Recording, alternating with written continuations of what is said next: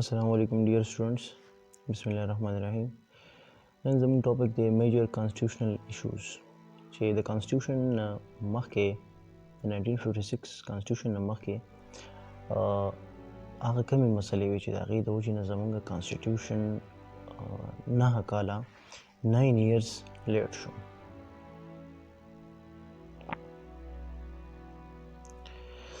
نو د کانسټیټیوشن میکینګ دپاره اول چې کوم دی کانسټیټیوینټ اسمبلی جوړه شوه او هغو چې کومې مسلې فیس کړې نو هغه دا دي. اولنی نمبر فیډرلیزم، دویم ریپرزنټیشن، دریم سپریټ اور جوائنټ الیکټوریټ، بیا څلورم نیشنل لینګویج ایشو، پنځم پارلیمنټ اور پریزیډنشل، اسلامیک اور سیکولر. دا اوس په ډیټیل سره وایو. اول نمبر دی زموږ سره فیډرلیزم. کنسنسس په فیډرلیزم باندې و مطلب دا چې ټول وی چې یاره فیډریشن وي ټیک شو، خو په د هغې نه مخکې سټل څه ایشوز چې هغه اول سالو کول پکارو. مین ایشو دا وه چې پاکستان جوړو کنسسټ آف ټو پارټس، د دوو پارټسو نه جوړ، یو ایسټ پاکستان یو ویسټ پاکستان. اوس که موږ ایسټ پاکستان ته وګورو نو د هغې مور پاپولیشن و، لیس ټریټري وه ټیک ده، او 1 ایڈمنسټریټیو یونټ و. او په ویسټ پاکستان کې پاپولیشن لیس و، مور ټریټري وه او 4 ایڈمنسټریټیو یونټس و. نو فیډرلیزم څه ته ویل کېږي چې ډایورسټي خو چې یونټي پکې صحیح هغه مینټین وساتلی شي، نو دې ته وایي فیډرلیزم. نو دا مسلې وي چې مطلب څه خبره به راله نو د ډیسی مطلب څه ډیسیژن به اغوستو نو دوی چې زموږ پاپولیشن سیوا دی ټیک شو، هلته به ټریټري کومه وه، بل ایډمنسټریټیو 1 یونټ و. دلته کې که موږ ویسټ پاکستان ته وګورو د دوی پاپولیشن صرف لیس و، نور د دوی 4 ایډمنسټریټیو یونټس او مور ټریټري وه، ټریټري د دوی سیوا وه. نو دا مسلې وي. دغه مسلې او د دوی چې کوم ریزرویشنز وو د ټوټل چې چا وی زما پاپولیشن سیوا دی، چا وی زما ټریټري سیوا ده، چا وی چې موږ 4 ایډمنسټریټیو یونټس یو که نه، نو د دغې انډر د دغې ټولو ریزرویشن انډر یونټي راوستل دا یو غټ ګران کار و. بل زموږ سره و ډیویژن آف پاور، چې یاره هاو د پاور would be divided between center and provinces، چې دا پاور د سنټر او په پروینسز کې دا موږ څنګه ډیوایډ کړو، نو دا هم یو غټه مسله وه. اوس که موږ هیریټیج اف برټش رول ته وګورو، کوم چې برټش رول و په سب کانټیننټ کې، نو د هغه رولینګ سټرانګ سنټر و، مطلب د یونټ سره دومره پاورز نه و څومره چې د سنټر سره و. نو دا ټریډیشن دا موږ ته په هیریټیج کې میلاو شوی و ټیک شو، د سټرانګ سنټر. او دلته کې مسله دا پیدا شو چې پروینسز مور اټانومي غوښته او مور پروونشل رایټس یې غوښتل چې یاره موږ له مور اټانومي پکار ده، موږ له مور اټانومي راکوي، مور پروونشل رایټس راکوي ټیک ده. نو دا یوه ګټه مسله وه د سنټر او د پروینسز په منځ کې. سیکنډ نمبر زموږ سره دی ریپرزنټیشن. فیډرل مسله په فیډرل لیول ریپرزنټیشن دا یو غټه مسله وه. دا فیډرل لیول کوم ریپرزنټیشن دا مسله چې وه د ویسټ او د ایسټ پاکستان په منځ کې، یو وی چې مال زیات ریپرزنټیشن، بل وی چې مال زیات ریپرزنټیشن، یو به یو خبره کوله بل خبره کوله. اوس د دې ریپرزنټیشن د دې مسلې ریزن دا و چې دلته کې ایسټ او ویسټ پاکستان د دې پاپولیشن او سایز د یو بل نه ډفرنټ و، څنګه چې موږ مخکې وویل د ایسټ پاکستان پاپولیشن سیوا و خو سایز یې کم و، د ویسټ پاکستان پاپولیشن کم و خو سایز یې سیوا و. نو د یو بل نه ډفرنټ و په پاپولیشن او په سایز کې. او بیا فردر ویسټ پاکستان د دې یونټس فردر د یو بل نه په سایز او پاپولیشن کې دا ډفرنټ و د یو بل نه. نو دغه ټول آل آف دم سینسیټیو څه باره کې د ریپرزنټیشن باره کې او د پروونشل اټانومي باره کې. نو دا د ریپرزنټیشن هم زموږ سره یوه مسله وه. بیا د دې ریپرزنټیشن د مسلې د حل دپاره که موږ وګورو نو په فرست بی پی سی رپورټ کوم چې په 1950 کې پیش شو، نو په هغې کې هم د دې ریپرزنټیشن دا مسله د دې دپاره مطلب ریپورټ پیش کو چې یاره ریپرزنټیشن به دا حلي، نو هغه څه شو، هغه ریجیکټ شو. بیا په 1952 کې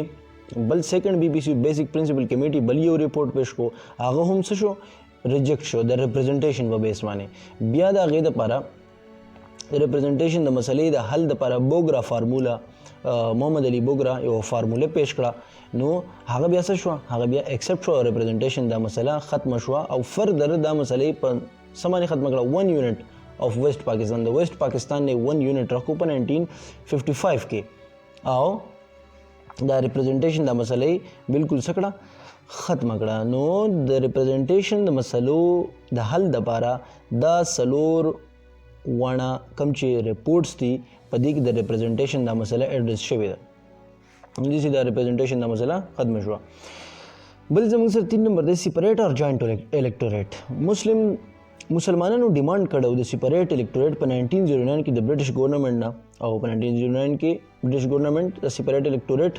منلو د مسلمانانو کله چې بیا انډیپندنس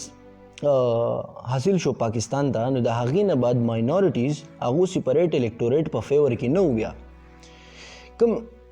ریلیجیس ایلیمنټس چې موجود نو هغه چې یاره سیپریټ الیکټوریټ سره دا پکار دی نو هغه سیپریټ الیکټوریټ سپورټ کو هغه چې یاره دا زمونږ ایز ا پارت اف هریټیج دا زمونږ سره هریټیج دی نو دا موږ پکار شي دا موږ امپلیمنٹ کو نو بیا د دې مسلې د حل لپاره ایست پاکستان جوائنٹ الیکټوریټ ایست پاکستان وی چې جوائنٹ الیکټوریټ پکار دی ویسٹ پاکستان وی چې سیپریټ الیکټوریټ پکار دی نو ایست پاکستان ته وی چې ته جوائنٹ الیکټوریټ والا او